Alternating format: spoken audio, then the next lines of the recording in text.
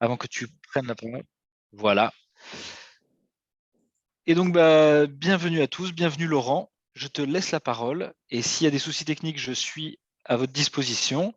Laurent va faire sa présentation. Vous pouvez mettre vos questions dans le petit chat que vous devez tous connaître. Bon, il y en a plein qui ont commencé à l'utiliser. Et Laurent y répondra à la fin et je viendrai à la fin pour animer un peu le jeu des questions-réponses pour que ce soit un peu plus dynamique.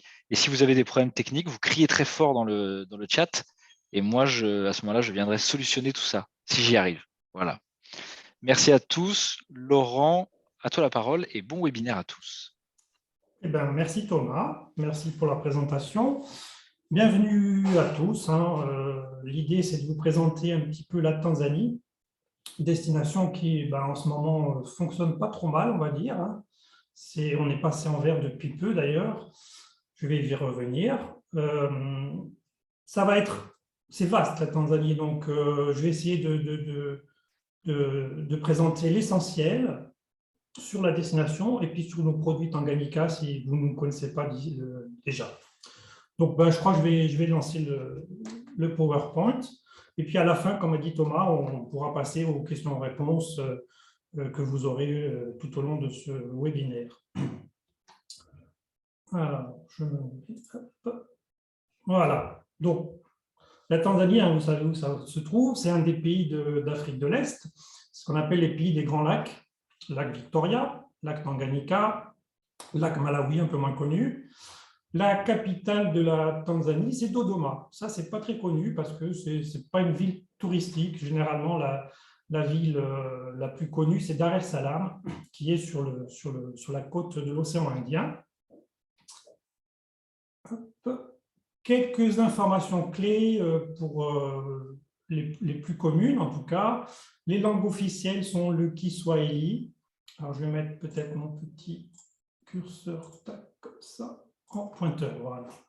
Le Kiswahili, qui est la langue parlée dans toute la région, en fait, pas qu'en Tanzanie. C'est une langue régionale qui va être parlée au Kenya, sur une partie aussi de la RDC, un petit peu aussi en Ouganda, au Malawi, et sur toute la côte de l'océan Indien, côté africain.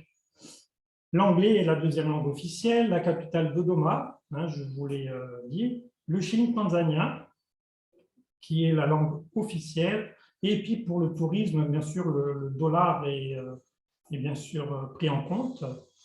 Très peu de décalage horaire, plus 2 heures en hiver, donc en ce moment, ils ont 2 heures d'avance sur nous, et en été, on est à plus 1 heure de décalage. C'est une république fédérale multipartite, avec des élections tous les 5 ans. La présidente actuelle, on a une présidente, c'est très bien, elle s'appelle Samia Suluhu. Elle a été, en fait, elle est venue à la suite de Magufuli, qui est décédé l'an dernier. Donc, présidente depuis 2021. Les formalités usuelles, il vous faut un passeport valide de plus de 6 mois, ça c'est classique à tous les séjours, des visas touristiques qui durent 2 mois, qu'on peut obtenir sur place pour 50$ ou qu'on peut prendre avant le départ sur un site, un portail gouvernemental, 50€. Au niveau des vaccins, classiquement, alors hors Covid pour l'instant, vaccin fièvre jaune est obligatoire seulement si vous faites un passage de plus de 12 heures au Kenya ou en Éthiopie avant de rentrer dans le pays. Ça, c'est important parce que, notamment quand vous faites des vols via le Kenya ou via l'Éthiopie, il faudra que vous vous posiez la question, est-ce que pour mes clients, je dois demander une fièvre jaune? Et ça sera oui, parce que vous passez par ces deux zones-là. Alors, des informations de Covid, pour être un petit peu au goût du jour, on va dire. Actuellement, il vous faut, pour rentrer en Tanzanie, ça, ce sont les autorités tanzaniennes qui le demandent, un test PCR de moins de 72 heures, négatif bien sûr, qui va être réclamé donc à faire avant votre départ. Et ensuite, une fois arrivé sur place, vous allez avoir un test antigénique qui va être fait. Sauf à Zanzibar. Zanzibar, il ne demande pas le test antigénique, mais par contre, il demande bien le test PCR. Voilà. La Tanzanie est passée en vert depuis peu, depuis le début de semaine. On voit qu'on est en vert avec d'autres destinations. Ça implique plus de facilité par rapport aux zones rouges ou oranges. Ça, Je pense que vous commencez un petit peu à maîtriser comment dire, la question, même si ça change très souvent. Et pour le retour de vos clients, quand ils vont revenir en France, pas besoin de test antigénique pour revenir ou de test PCR. Donc voilà, c'est un petit peu les simplifications qu'il y a eu. On reste quand même avec un test PCR à l'arrivée et un test antigénique à l'arrivée. Quelques chiffres sur la destination, un petit peu général. Alors, au niveau de la superficie, c'est un pays qui fait le double de la France pour à peu près 10 millions de moins d'habitants. Donc, ça veut dire des grandes surfaces avec une faible densité. Pour ne pas être trop scolaire, je vais vous donner quelques grandes dates pour vous situer un petit peu l'histoire de la destination. Deuxième partie du 19e siècle, on était dans l'époque des grands explorateurs qui sont venus découvrir le lac Tanganyika, venus rechercher le lac Victoria. À partir de 1895 jusqu'à 1918, on est sur une colonisation allemande. Là, je vous parle de la zone continentale, le Tanganyika exactement. Puis, après la Première Guerre mondiale, jusqu'en 1961, on est en colonisation anglaise. En 1961, indépendance de la partie continentale, qui s'appelait le Tanganyika. Et en 1964, unification de deux entités, le Tanganyika et Zanzibar. Et ces deux zones, ces deux pays ont donné la Tanzanie. Donc, Tanzanie, c'est un pays neuf qui existe depuis 1964, qui est issu du regroupement du Tanganyika et de Zanzibar. Au niveau praticité, au niveau vol, quels sont vos aéroports d'entrée et de sortie pour vos clients? Vous avez l'aéroport de Kilimandjaro dans le nord, qui va desservir tous les safaris du nord. Donc, on va y venir tout à l'heure. Vous avez l'aéroport international de Zanzibar et vous avez l'aéroport international de Dar es Salaam. Donc, ça, ce sont vraiment les trois portes d'entrée aériennes pour la destination. Avec les compagnies majeures qui vont desservir cette destination, vous avez Emirates qui dessert uniquement Dar es Salaam et avec Fly Dubai qui vont desservir aussi à Zanzibar, puisque Fly Dubai est une filiale low cost d'Emirates. Vous avez Turkish Airlines qui va desservir les trois destinations, Kilimandjaro, Zanzibar et Dar es Salaam. Vous avez Qatar Airways, Ethiopian Airlines qui, elles aussi, vont desservir les trois destinations. Et après, vous avez le combo KLM Air France qui, eux aussi, vont desservir les trois destinations. Voilà. Là, depuis un an, on a la chance d'avoir également Air France qui dessert Zanzibar en vol direct depuis Roissy. Donc, en combinant vos KLM et vos Air France, vous arrivez à avoir plein de possibilités, notamment au niveau de vos départs de province pour desservir à la fois Kilimandjaro, Zanzibar, sachant que quand on fait un programme sur la Tanzanie, classiquement, généralement, les clients vont faire souvent un combiné. C'est-à-dire qu'ils vont faire une partie safari, 7-8 jours, et après, ils vont peut-être faire une extension sur Zanzibar. Ça c'est généralement ce qu'on fait à 90% du temps. Donc, vous faites une entrée Kilimandjaro, nous, on va s'occuper de faire tout ce qui est l'activité safari, on va faire le vol pour revenir, pour aller jusqu'à Zanzibar, et vous faites une ressortie de Zanzibar ou de Dar es Salaam, avec un open jeu au milieu, et ainsi, vous avez vos vols aériens, vos vols pour pouvoir desservir les deux destinations.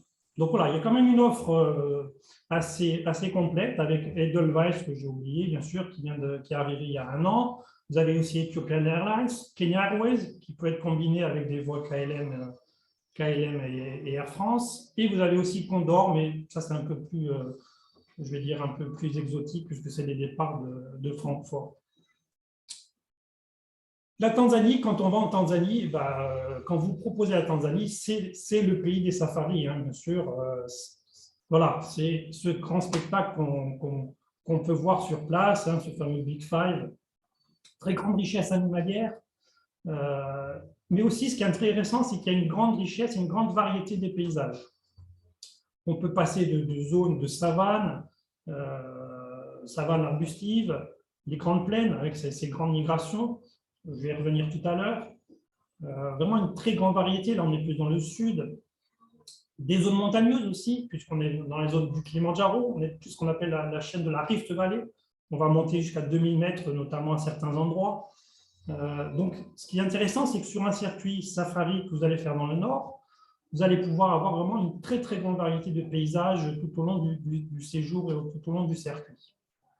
Voilà, on développe un petit peu de zones. Là, on est sur un lac asséché, qui est le lac Natron, avec le volcan Lingay, qui est un des derniers volcans d'activité de la zone. Outre, bien sûr, les safaris, on a aussi une très grande variété animale au niveau des ethnies. Il faut savoir que la Tanzanie, c'est plus de 120 ethnies différentes. Alors, bien sûr, les plus emblématiques, ça va être les Maasai, tout le monde les connaît, hein, c'est ces tribus qui sont entre le Kenya et la Tanzanie. Mais il n'y a pas que. Là, par exemple, dans le nord, on a une bonne dizaine d'ethnies différentes qui sont tout aussi différentes les unes des autres et intéressantes à rencontrer. Donc, les Maasai, bien sûr. On a les Adzabés qui sont des Bushmen, eux qui sont plus dans la zone du lac Eyassi, qui eux sont des cueilleurs, des chasseurs-cueilleurs. Vous avez aussi les Datoga, voilà, les Datoga qui eux vont être des forgerons et qui sont encore différents des Maasai. C'est vraiment une très grande variété et chacune de ces tribus a sa propre langue, bien sûr, mais tous vont parler le Swahili, qui est cette langue qui va unifier un petit peu le pays.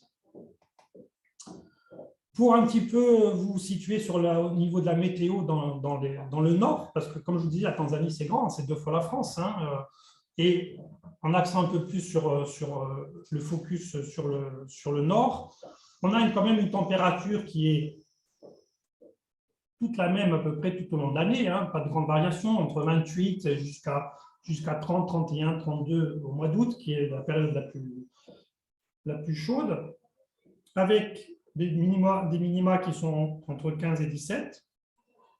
Et au niveau de l'ensoleillement et au niveau des pluies, on a ce qu'on appelle la saison des grandes pluies qui va démarrer entre fin mars jusqu'à début juin.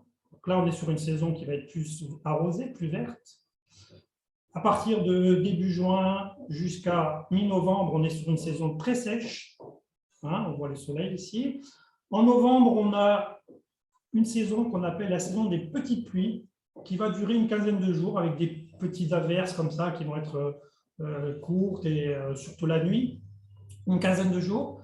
En décembre, janvier, février, on repart un petit peu sur du sec pour après rentrer encore sur cette saison des pluies. Voilà. Mais il faut savoir quand même que le nord, vous pouvez vraiment le vendre toute l'année. C'est-à-dire même en saison dite de pluie, on aura plus d'averses, mais ça va être des averses qui vont être localisées, qui ne vont pas être des longues pluies comme on peut avoir en Asie. Hein. C'est surtout la nuit, c'est localisé et ça dure que quelques heures. Là, vous avez un petit descriptif de tout ce que je viens de vous dire. Hein. Voilà, c'est écrit. Saison avril-mai, c'est la saison verte. L'été africain, c'est de janvier à mars. Juin à septembre, c'est une très bonne saison. Au niveau des safaris, au niveau de Zanzibar, on est sur des saisons chaudes, notamment à Zanzibar.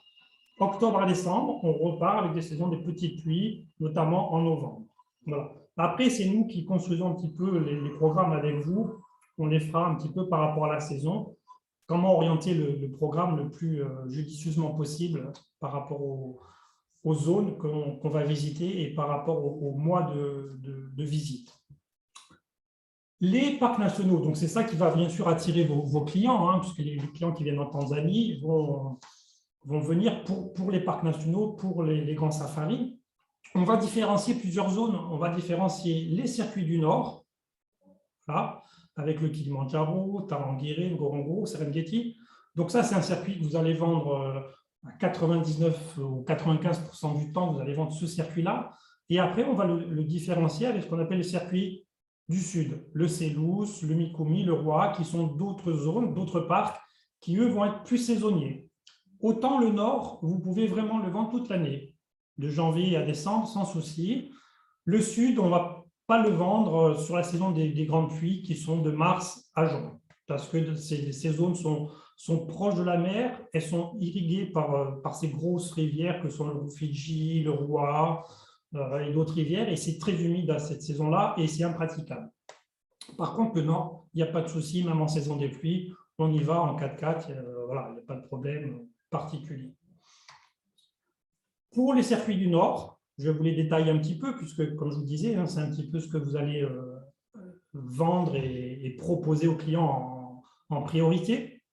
Alors, ben voilà, c'est les grands noms, c'est le Serengeti, le parc national du Serengeti, qui est ici avec la frontière du Kenya, bien sûr. C'est un des plus grands parcs qui fait 14 000 km². C'est un parc qui a été créé en 1951. Je donne toujours cette image, ça représente la moitié de la superficie de la Belgique, à peu près. Donc, vous voyez un petit peu l'étendue de ce parc. Alors, ce n'est pas des parcs qui sont clôturés, parce que des fois, on me demande est-ce que les parcs sont clôturés. Non, non, voilà, c'est vraiment l'état sauvage parfait, avec bien sûr cette période de migration. On va y revenir un petit peu tout à l'heure. Sur la migration, je vous ferai une petite chose. La grande migration, voilà, c'est quoi? En fait, c'est 2 millions de têtes de gnous, de zèbres et d'autres mammifères qui vont suivre un circuit annuel tout au long de l'année. Ces animaux vont se déplacer dans le Serengeti et aux alentours, dans toute cette zone. Ils vont partir ici en octobre et ils vont redescendre ici pour remonter. En fait, ce sont des mammifères. Mammifères, ça mange de l'herbe.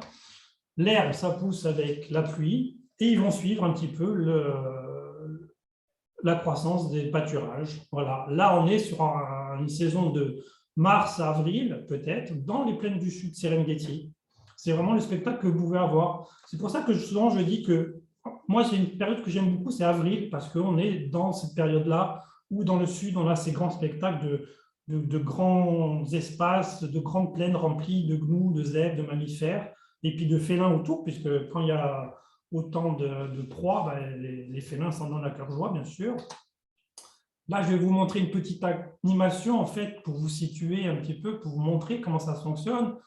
Cette tache rouge, c'est un petit peu le regroupement donc, des gnous, des zèbres, qui sont en janvier dans la zone du sud Serengeti et dans le NCA, et qui vont se déplacer au fur et à mesure des mois. Voilà. Ils vont rechercher un petit peu les pâturages frais selon les pluies.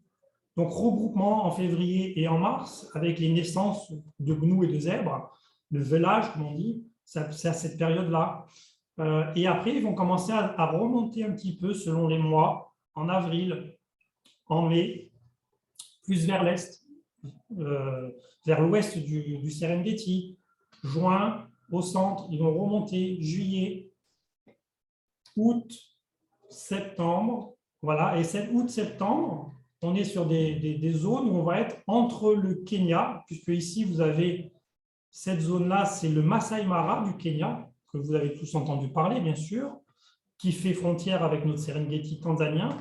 Et les animaux vont passer des deux côtés de la frontière, hein, ils n'ont pas de passeport, ils vont y aller librement.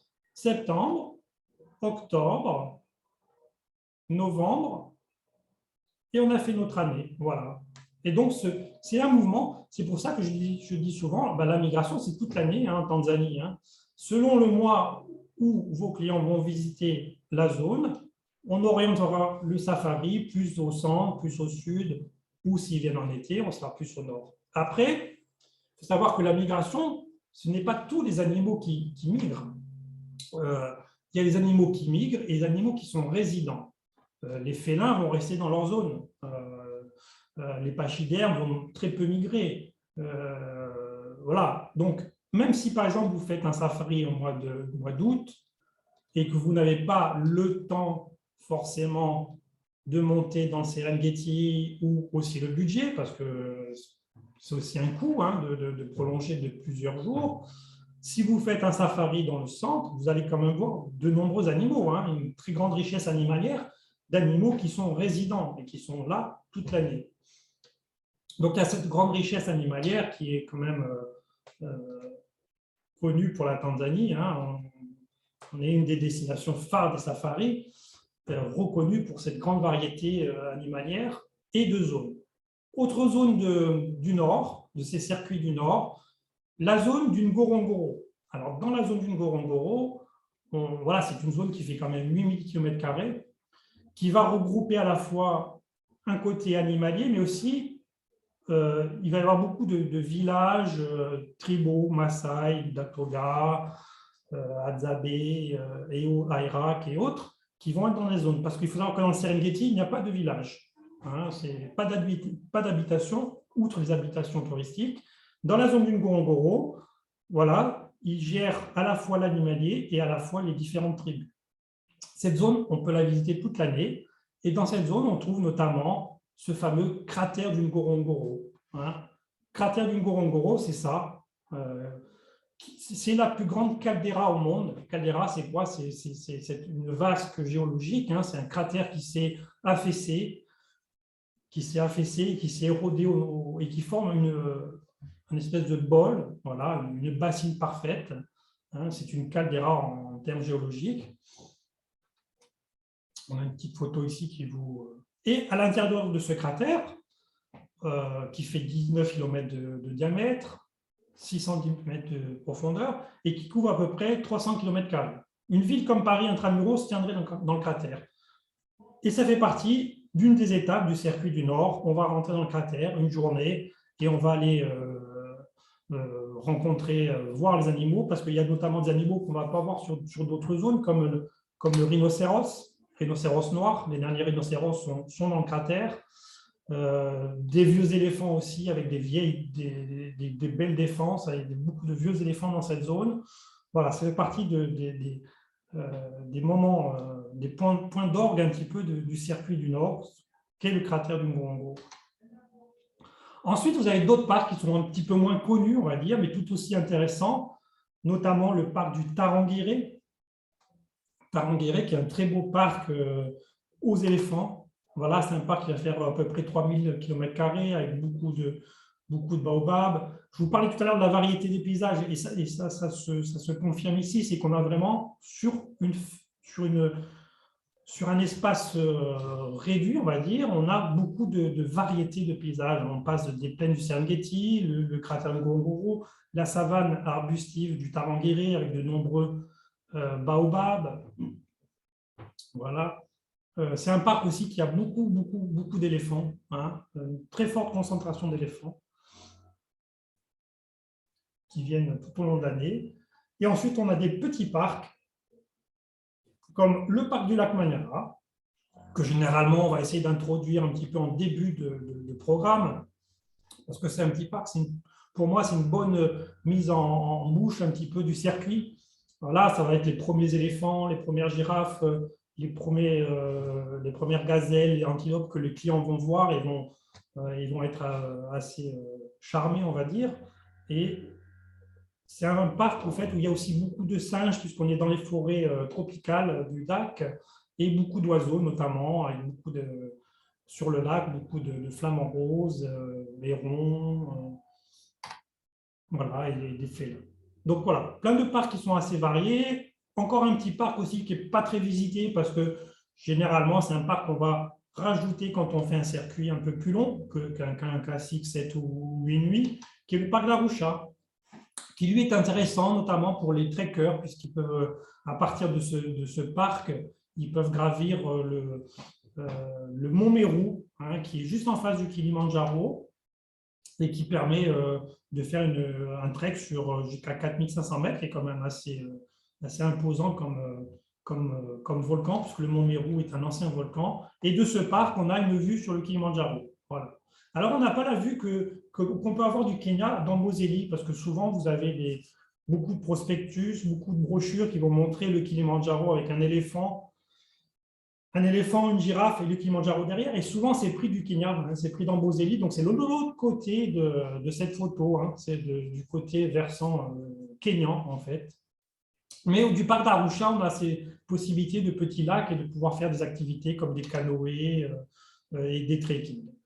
D'autres zones qui sont intéressantes aussi, un petit peu en dehors des circuits classiques, on va dire, la zone de Natron, hein, avec le lac et le volcan Lingai, qui est le dernier volcan d'activité. C'est une zone qui est un peu plus sèche, qui s'adresse peut-être aux gens un peu plus baroudeurs, entre guillemets, puisque Les distances sont un peu plus longues, la route est un peu plus pénible pour y aller. Mais c'est assez intéressant. C'est une zone que j'aime beaucoup, avec beaucoup de villages, notamment du village Maasai. Et c'est une zone avec ce lac Natron qui là est asséché, on va dire, mais qui se remplit selon la saison. Et notamment au mois d'août, on a une très forte concentration sur ce lac de flamants roses. Voilà. Il y a eu pas mal d'émissions qui ont été faites d'ailleurs sur cette zone et sur les flamants roses du lac Natron, avec une très belle concentration donc entre juillet et septembre. 2,5 millions à peu près de flamants roses nains qui viennent pour nicher dans la zone.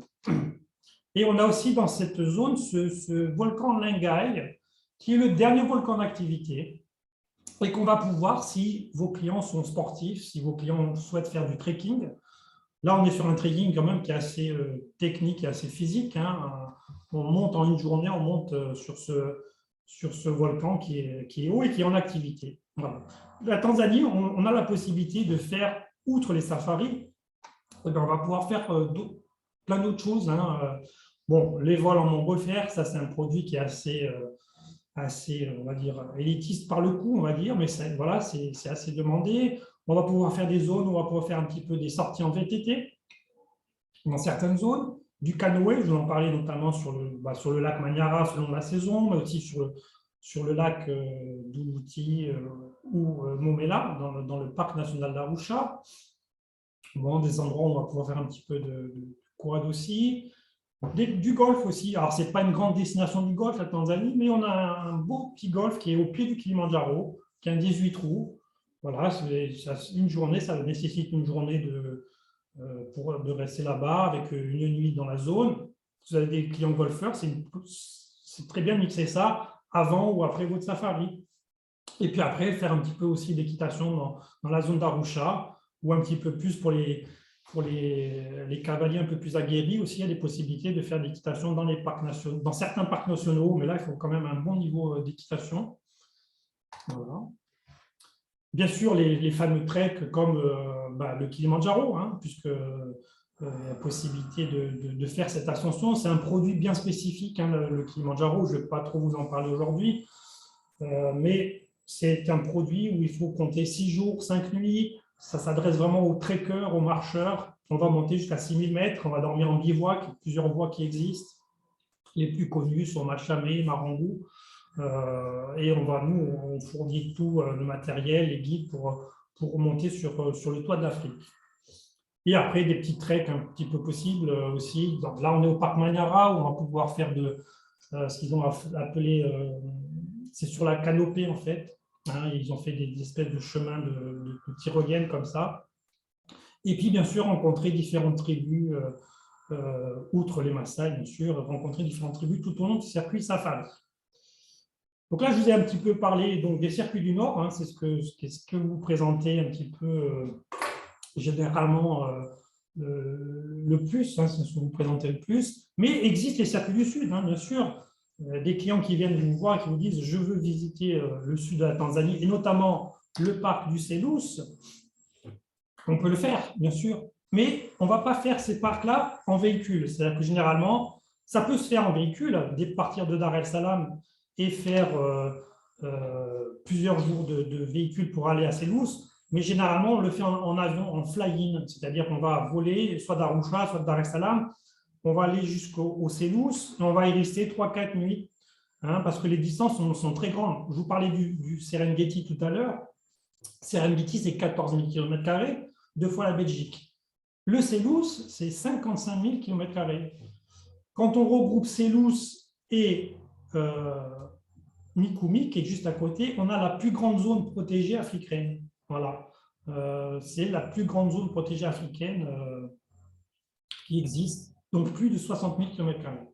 Avec voilà, une grande variété aussi plus sauvage, parce qu'il y a moins de visiteurs hein, tout au long de l'année, bien sûr, dans le Selous, des espèces d'animaux différentes de ce qu'on peut voir dans le nord. Hein. C'est très riche, le sud. Niveau budgétaire, on aura des budgets qui vont être plus élevés que quand on fait un circuit du nord, hein, parce que les distances sont plus longues, c'est plus difficile d'y aller, c'est surtout des lodges un petit peu haut de gamme quand même. Là, vous avez des licarons qu'on retrouve dans le sud, hein, des chiens sauvages. Voilà, là, vous avez le Roi, qui est un autre parc qu'on peut intégrer dans le circuit du Nord aussi. Voilà, un autre parc qui fait aussi 13 000 km², qui est à peu près aussi grand que le Serengeti. Il faut savoir quand même que la Tanzanie, c'est un pays qui a dédié 20% de son territoire aux zones protégées. Parcs nationaux, zones de protection, réserves, zones marines aussi. Donc 20% de la superficie de la Tanzanie est dédiée aux zones protégées. Et donc là, vous avez un parc qui date de 1964, qui est très intéressant aussi, très saisonnier, je vous en parlais tout à l'heure, hein, en mars, en avril et en mai, on ne le visite pas à cause des pluies. Et voilà, encore une grande variété aussi d'animaux dans la zone, de paysages. Généralement, ça s'adresse aux gens qui sont peut-être venus déjà une fois en Tanzanie, qui ont déjà visité le nord et qui veulent revenir en Tanzanie et voir autre chose. Donc, généralement, on va peut-être les orienter sur ces parcs du sud, comme le Selous, comme le Ruaha, comme le Mikumi, voilà, cette petite zone qui est juste à côté du Selous et qui est un petit parc intéressant aussi, notamment pour les treks. Voilà. C'est une zone assez montagneuse aussi, le parc de Mikumi. On y fait pas mal de treks avec des espèces différentes. Ensuite, bien sûr, hein, les safaris, c'est un petit peu le point fort de la Tanzanie, mais il y a aussi l'archipel de Zanzibar. Et ça s'est développé depuis pas mal d'années, notamment maintenant, vous vendez, je pense que vous avez l'occasion de le faire, de vendre des séjours juste sur l'île de Zanzibar, sur l'archipel de Zanzibar, hein, bien sûr. Archipel de Zanzibar qui regroupe plusieurs îles, en fait, hein, puisque l'île principale que tout le monde appelle Zanzibar, en fait, s'appelle Unguja, et l'archipel, ça regroupe Pemba et Unguja. La météo à Zanzibar, là, on est sur une île corallienne, hein, de l'océan Indien. On est entre 28 et 30 tout au long de l'année, avec une température minimum de 22, une eau qui fait 25 tout au long de l'année, on va dire, et avec toujours ces petites saisons des pluies. Enfin, petite saison des pluies, non. En avril et en mai, on est sur la saison la plus pluvieuse sur Zanzibar. En novembre, on a également une petite saison des pluies. Et tout le reste de l'année, ça va être sec, chaud et très chaud même. Les gens, généralement, quand ils font safari dans le nord et qu'ils arrivent à Zanzibar, ils ont un petit choc thermique puisqu'ils passent d'une température très agréable, une vingtaine de degrés, à plus de 30 parfois dans certaines saisons. Donc voilà, les saisons un peu plus difficiles à vendre sur Zanzibar, ça va être avril-mai, hein, puisqu'on a quand même pas mal d'averses à cette saison. Autant je vous disais tout à l'heure que la pluie ne nous gênait pas en safari, autant sur la partie Zanzibar, c'est peut-être un peu plus problématique de vendre du balnéaire sur une saison un peu plus arrosée. Donc l'île principale de l'archipel, c'est Unguja. Tout le monde appelle Zanzibar, mais c'est Unguja. Voilà, c'est une île qui va faire la moitié de la Corse, avec la ville de Stone Town, qui est patrimoine mondial reconnu par l'UNESCO. C'est la Stone Town parce que c'est une ville qui a été construite avec les rochers de coraux. Voilà. Et les vieux bâtiments qui datent du 19e siècle ont été créés avec ces rochers. Alors bien sûr, on a ces belles plages dans le nord de l'île. Hein, voilà, ça c'est le spectacle qu'on peut avoir sur Zanzibar, hein, ce qu'on cherche un petit peu les clients. Avec quand même, il faut savoir, il y a des marées à Zanzibar. Là, je ne sais pas si c'est une photo que vous arrivez à bien voir, mais à marée basse, sur certaines zones, on ne se baigne pas. Hein. Il y a la barrière de corail et selon les marées, ensuite l'eau va remonter jusqu'ici et les gens vont pouvoir se baigner. Mais selon les zones, dans le nord, un peu moins de marée et dans la partie est et sud, un peu plus de marée, en tout cas plus prononcée. Donc ça, voilà, on est plus sur le nord. Hein. On a la vieille ville de Stone Town, comme je vous disais, hein, qui pour moi est quand même... il ne faut pas passer à côté, il ne faut pas venir à Zanzibar et aller qu'à la plage. Il faut vraiment aller voir cette vieille ville qui a été un comptoir très riche et qui a été un centre commercial au XIXe siècle. Hein. C'était le sultan d'Oman qui avait dressé sur place son palais et en avait fait sa capitale, avec voilà, des vieux bâtiments, plein de choses à voir. Ça, c'est vraiment les images traditionnelles de Zanzibar, avec des petites rues étroites, des vieux bâtiments, des belles portes. Voilà. Et là, vous avez ici le palais du sultan, qui date du 19e siècle. Il faut savoir qu'au 19e siècle, ce bâtiment était le plus grand bâtiment d'Afrique de l'Est. C'est un bâtiment où, vous imaginez, au 19e siècle, il y avait un ascenseur dedans. Il y avait un train qui partait d'ici, qui allait jusqu'au nord de l'île. Voilà, c'était un petit peu le sultan d'Oman qui essayait de recréer un petit peu une modernité européenne sur son île. C'était le seul bâtiment à l'époque qui utilisait de l'armature métallique. Donc là, vous avez une vue de Stone Town. Donc voilà, quand vous avez des clients qui viennent à Zanzibar, n'hésitez pas à leur proposer de la visite de la ville, hein, et y séjourner au moins 1 ou 2 nuits pour se baigner un petit peu de cette ambiance multi-ethnique. Ensuite, vous avez l'île de Pemba, qui est moins connue, qui va s'adresser plus aux plongeurs. Elle est aussi grande que Zanzibar, elle est moins développée. Hein. Vous avez quelques hôtels sur le nord, comme l'Ayana, le Manta, vous avez le Fundu Lagoon ici, mais vraiment beaucoup moins d'hôtels que sur la partie de Zanzibar. Et moins développée en termes d'infrastructures routières et hôtelières, mais voilà, tout aussi sauvage. Avec la grande richesse de Pemba, c'est le clou de girofle. Des belles plages aussi dans le nord de l'île. Et c'est une zone, voilà, qui va vraiment s'adresser un peu plus aux plongeurs. Les plongeurs, les amateurs de plongée connaissent bien les spots de Pemba notamment, mais aussi de Mafia.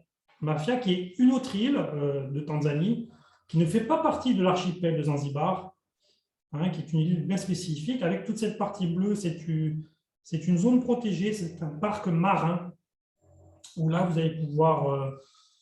les plongeurs vont pouvoir éventuellement rencontrer les requins-baleines selon la migration et plein d'autres animaux marins. Pareil, hein, que Pemba, on va dire que c'est une île qui est moins développée, avec moins d'hôtellerie, un peu plus compliqué pour y accéder, mais voilà, il y a des hôtels assez intéressants, notamment pour les gens qui viennent vraiment pour la plongée.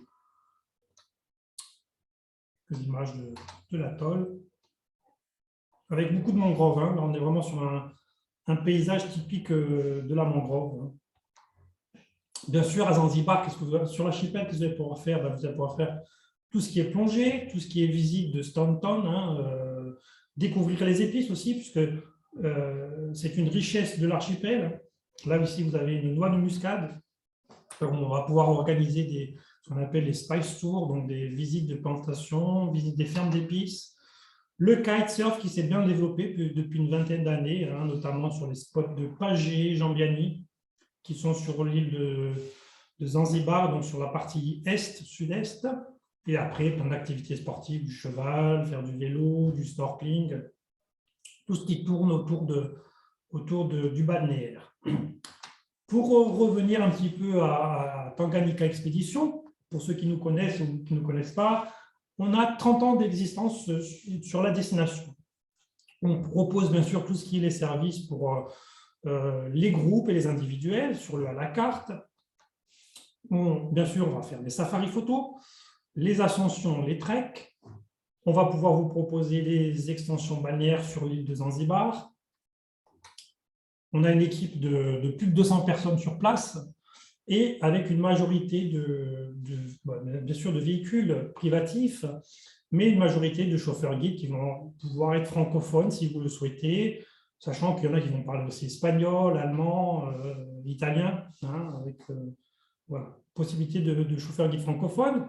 On a toute une flotte de véhicules régulièrement renouvelés. Là, vous avez les véhicules 4-5 places avec tout ce qui est connectique pour recharger le digital dedans, puisque maintenant le voyageur moderne ne peut plus voyager sans ses recharges. des frigidaires dans les 4x4. Et là, vous êtes sur un véhicule 4-5 places, mais on a aussi des véhicules 6-7 places pour pouvoir accueillir des petits groupes, des petites familles. Voilà, quelques images de véhicules en action. Voilà, ça c'est une image assez classique du Serengeti, avec les guépards qui montent sur les véhicules. Nos hébergements, Tanganyika, on a une bonne dizaine de lodges, de camps, sur tout le circuit du Nord. Alors je vais vous les passer un petit peu rapidement, hein, parce qu'on a déjà une demi-heure de présentation, comme ça après on pourra un petit peu passer aux questions-réponses. Voilà, donc on a toute une série de lodges, de camps, de campements, de bivouacs sur le circuit du Nord. On est à même à vous faire vraiment un circuit chez nous ou pas, parce qu'on va pouvoir vous proposer d'autres choses. Donc on a sur Arusha, on a l'Arumeru. Sur le Tarangire, on a le camp de Maweninga et le camp d'Ormatai. Sur la zone du Ngorongoro, juste avant le cratère, ce qu'on appelle la zone de Karatu, on a le Bashai Rift Lodge. On a aussi, après le cratère du Ngorongoro, le camp d'Olduvai et le camp d'Olduvai Ndogo, qui est un petit camp à côté. On a un camp qui est semi-saisonnier, enfin qui est saisonnier, qu'on va monter en ce moment, par exemple en février, il est monté dans la zone d'Olado, parce que tout à l'heure, je vous expliquais un petit peu que c'était la zone de la grande migration. En ce moment, c'est rempli. Les plaines que vous avez vues sont remplies de gnous, de zèbres dans cette zone-là. Donc, on a ce camp qui est mobile et qui va être monté ici. Et puis, en mois d'août, on va le remonter ici. On a un camp qui est permanent dans le Serengeti, Rongjo, un autre camp permanent Grumeti Hills, ici, et un camp Amara, dans le nord, à la frontière avec le Masai Mara. Donc, je vais vous passer un petit peu rapidement. Le Arumeru, qui est un lodge un peu classique, on va dire, hein, qui est la première nuit généralement qu'on passe quand on arrive, ou quand on repart, c'est la dernière, c'est selon un petit peu le programme. On a le camp du Tarangire, hein, Maweninga Camp, en plein cœur du parc. Vous voyez un petit peu l'esprit qu'on essaie de donner, hein, ce sont surtout des écologes, bien sûr, tous sont sur énergie solaire, récupération des eaux de pluie. Donc ça, c'est l'Ormatai Rock, qui est un camp secondaire qu'on vient d'ouvrir, enfin qu'on a ouvert il y a déjà un an et demi, dans la zone du Tarangire.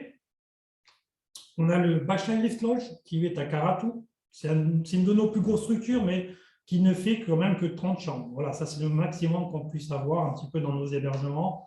C'est une trentaine de chambres, on essaie de conserver un petit peu des structures à taille humaine, assez intimistes, toujours avec ce côté un petit peu de charme. Le camp d'Olduvai, qui est dans la zone d'Olduvai, pas loin du cratère du Ngorongoro, début des plaines du Serengeti. Le Olduvai Ndogo, qui est une petite structure à côté du camp d'Olduvai, qui est récente. Olado, donc je vous parlais que c'était un camp qui était temporaire, qui était saisonnier. Donc là, on est en plein cœur de la migration à certaines saisons. Et l'idée, c'est un petit peu de varier les hébergements. Hein. Quand on fait un programme, nous, on s'attelle à faire ça, c'est-à-dire proposer chaque unité avec des expériences différentes. Vous pouvez être une unité en camp comme ça, comme le Rongjo, par exemple, qui est un camp vraiment en plein cœur du Serengeti, où on entend les animaux à 100 mètres, ou même pas loin la nuit.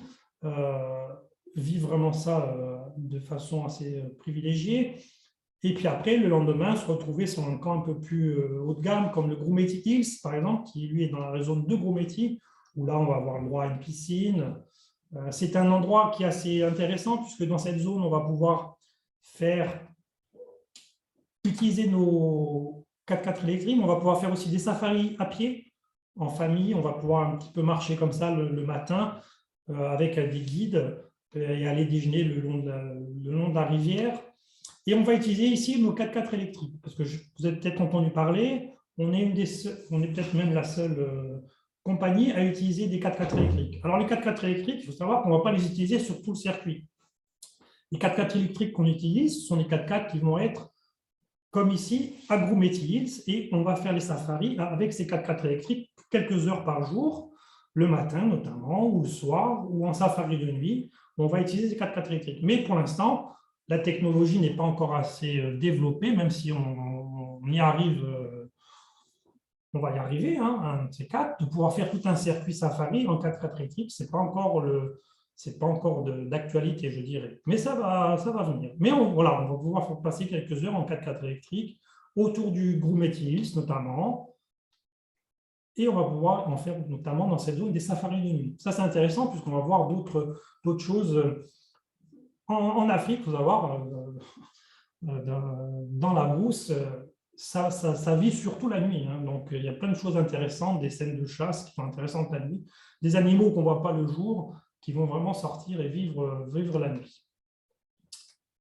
Ensuite, on a le Mara River Post, qui est une de nos dernières structures, qui a été ouvert il y a 2 ans, et qui est, comme son nom l'indique, proche de la rivière Mara. Voilà. Et à certaines saisons, donc comme vous avez vu tout à l'heure un petit peu l'animation, entre juillet et octobre, on est vraiment en plein cœur du passage de cette migration qui va tenter de passer la rivière Mara. En bas, on pourra voir les gnous, les zèbres. Vous avez certainement vu des émissions animalières où vous avez les gnous qui traversent la rivière Mara et qui se font croquer par les crocodiles. Voilà, la durnois de la nature. Donc ça, c'est voilà, le camp de Mara. Toujours de très belles vues, de très belles positions. Et bien sûr, on a accès à tout ce qui existe en Tanzanie. Hein. Là, je vous ai montré notre gamme d'hébergement. Mais si vous avez des demandes spécifiques ou si vos clients, à un moment, ne veulent pas un certain lodge, on a la possibilité sur nos programmes à la carte de vous proposer tout ce qui existe. Hein. Là, voilà, c'est une petite sélection qui a notamment les choses les plus luxueuses ou les plus traditionnelles, on va dire. Comme à Zanzibar, bien sûr. Hein. À Zanzibar, il y a plein de possibilités d'hébergement. C'est à nous un petit peu de vous conseiller sur les différents hôtels, sur un petit peu ce que veulent vos clients, leur budget, ce qu'ils veulent du all inclusive, est-ce qu'ils veulent des petites structures un petit peu plus intimes. Voilà. Donc, à nous de créer avec vous le programme qui leur conviendra. On a aussi, ce qui est intéressant aussi, et ce que j'aimerais un petit peu mettre l'accent aussi, c'est sur l'approche éco-responsable qu'on a développée et qu'on développe de fait hein, depuis de nombreuses années. Et on développe ça comment? On développe ça tout simplement sur nos lodges. Forcément, hein, la logique, c'est de passer en tout photovoltaïque. Hein. On n'a plus du tout de groupe électrogène qui marchait au gasoil à l'époque. Voilà, tous nos loges sont sur photovoltaïque. L'énergie solaire, c'est quand même un compte de ne pas utiliser l'énergie solaire en Afrique. Et cette énergie solaire va nous permettre de recharger nos véhicules 4x4. En fait, l'idée est venue de là. Hein. On avait vraiment une très bonne production d'énergie. Hein. On ne savait pas trop quoi en faire et on a un petit peu essayé de lancer un petit peu l'idée d'utiliser ça pour une partie de notre flotte 4x4. Donc 4x4 utilisés pour les circuits safari autour des loges, mais aussi on a des 4x4 maintenant, on utilise aussi sur la logistique, sur Arusha, on utilise des 4x4 électriques, certains pick-up aussi pour faire la logistique entre nos différents lodges aussi sont électriques. Donc on développe vraiment cette approche-là qui pour nous est l'avenir, hein, je pense. Récupération des eaux de pluie aussi. Ça, la pluie, c'est quand il pleut, vous voyez, c'est d'un coup.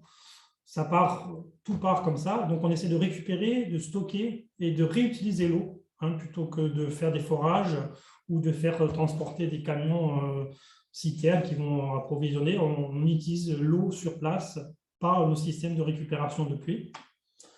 On a aussi à Bachai notamment développé un grand potager bio qui, lui, va alimenter tous nos hébergements. On a même des clients qui viennent nous visiter, ils sont intéressés. Vous voyez cette terre qui est rouge, qui est une terre volcanique. Là-bas, tout pousse vraiment très bien. Pas besoin d'engrais ou de choses chimiques.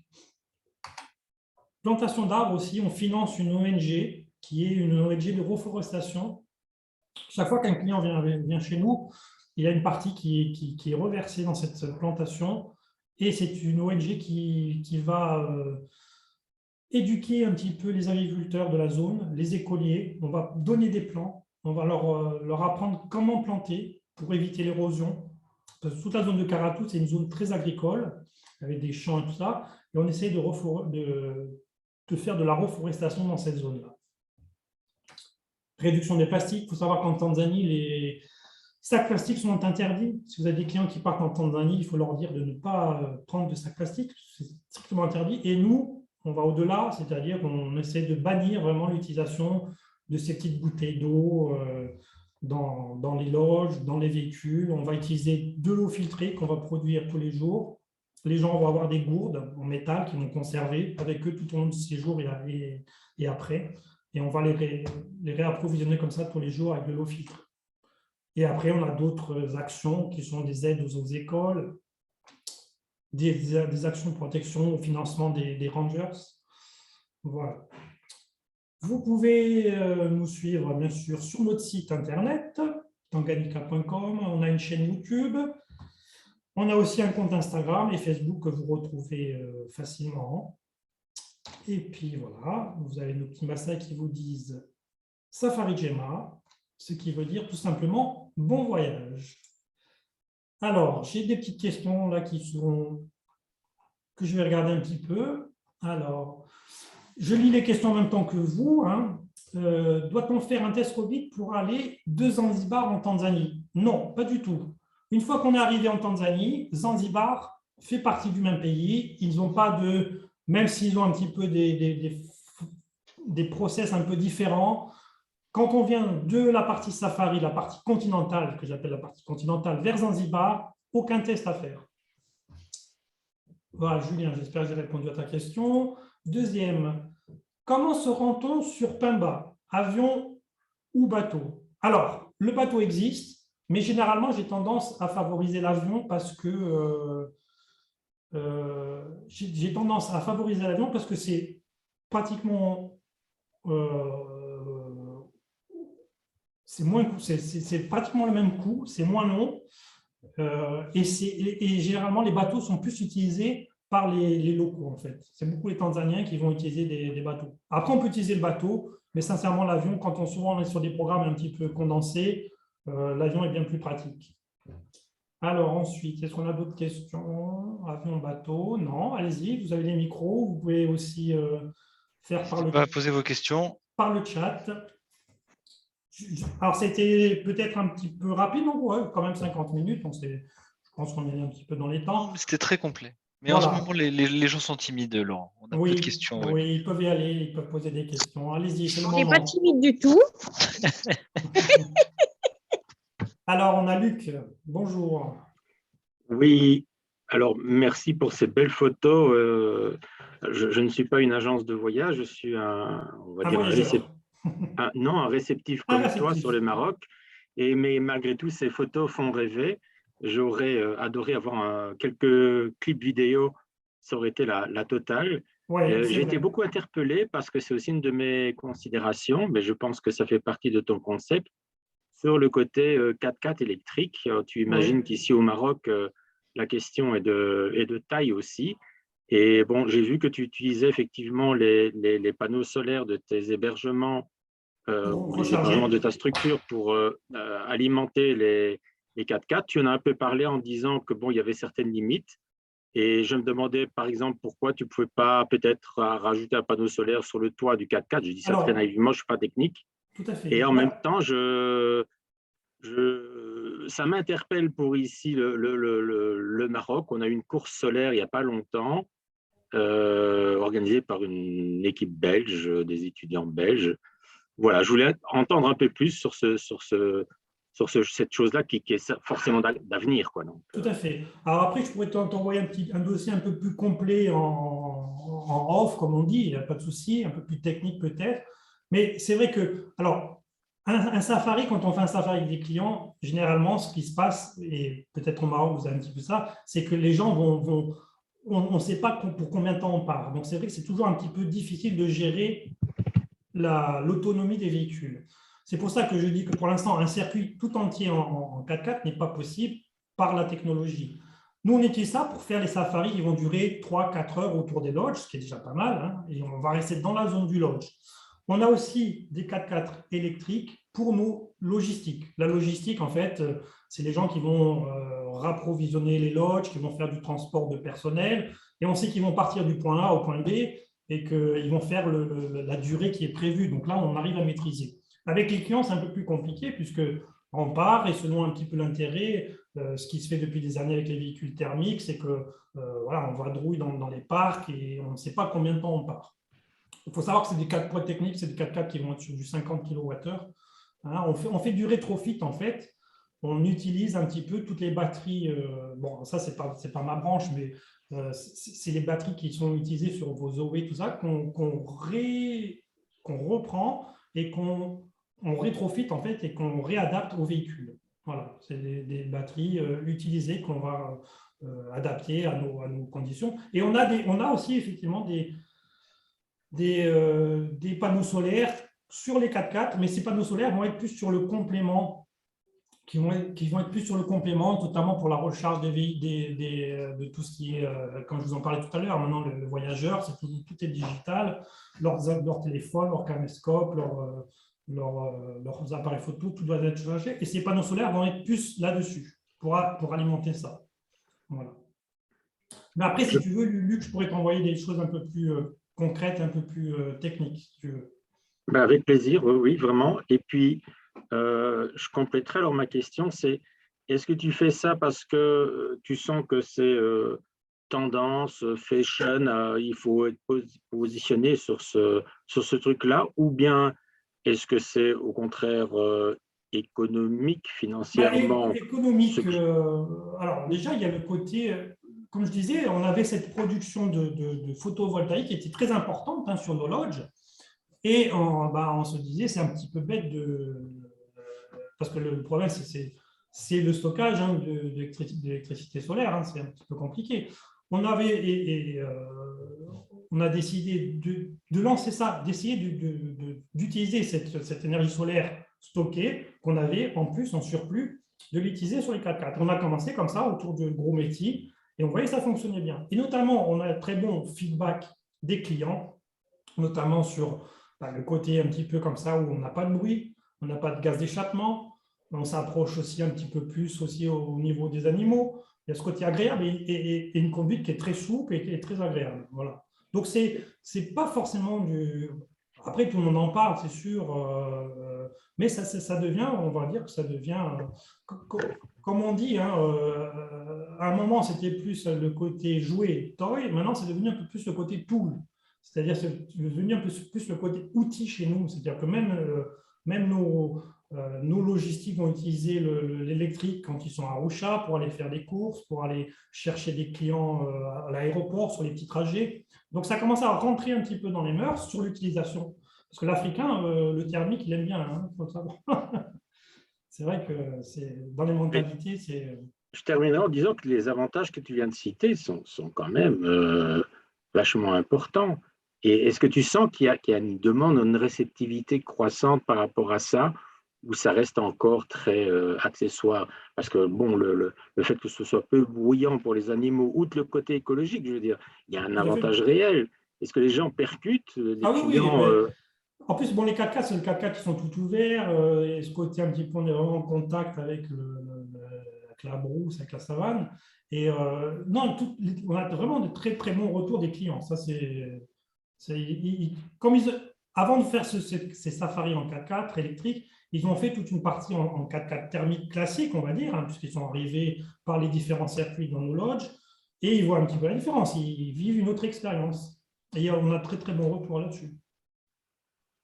Nos flottes, maintenant, on va arriver à une dizaine de véhicules. Donc, tu vois, ça devient électrique, attention. Et tu es le seul positionné là-dessus ou tu as des concurrents qui font la même chose? Ici au Maroc, tout le monde s'imite, hein, donc tout le monde fait la même chose que l'autre. Sur les safaris, ça dépend peut-être un peu plus en Afrique du Sud, je crois. Il y a quelques-uns au Kenya aussi qui le font, mais ce n'est pas encore développé. Après, ça dépend, parce que souvent, les compagnies de safari, c'est des compagnies qui n'ont que des véhicules. Nous, on est une compagnie assez atypique parce qu'on a à la fois nos hébergements et nos 4x4. Hein, on n'est pas seulement qu'un réceptif qui va faire que du véhicule, qui va faire que du safari classique. On a à la fois ces deux casquettes et en regroupant ça, ça nous permet d'utiliser cet outil qui est très intéressant. Okay, alors, J'avais une question ici. Où faire de l'équitation à Zanzibar? Il y a sur la région de Corinne qui demande ça. Sur la région de Nungwi, il y a des possibilités. Effectivement, il y a plusieurs spots. Et Matemoi aussi, je crois. Voilà. Donc Nungwi, ça c'est sûr, c'est possible. Après, il faut savoir que l'équitation sur Zanzibar, c'est surtout le matin et le soir, parce que les chaleurs de la journée sont assez excessives. Est-ce qu'on a d'autres questions? Ah, un nouveau message, merci. Faire de l'équitation à Zanzibar. Ça y est, j'ai répondu. Ah, déjà. Pardon, excuse-moi. C'est moi qui ne suivais pas, c'est pas bien. Voilà. Donc, est-ce que vous avez d'autres questions sur notamment au niveau du Covid, comme je vous disais, ça se libère doucement, hein, on va dire.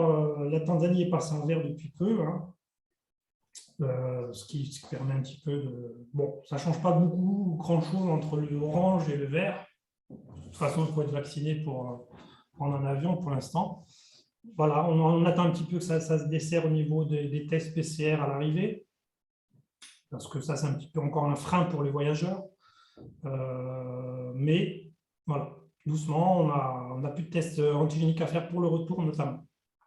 De toute façon, je vous enverrai le replay et le contact de Laurent par mail. Si jamais vous voulez diffuser le replay auprès de vos équipes ou des collègues, et le mail de Laurent, si jamais vous avez des questions Voilà. sur des dossiers plus spécifiques. Alors, question. Les compagnies aériennes ne demandent pas de test PCR pour le voyage retour. Alors, la fin des tests, alors attention, parce que il faut un petit peu clarifier les choses, c'était ou PCR ou antigénique. Ça, c'était la France qui demandait ça pour revenir sur le territoire.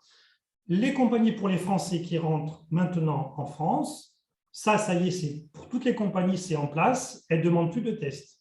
Voilà.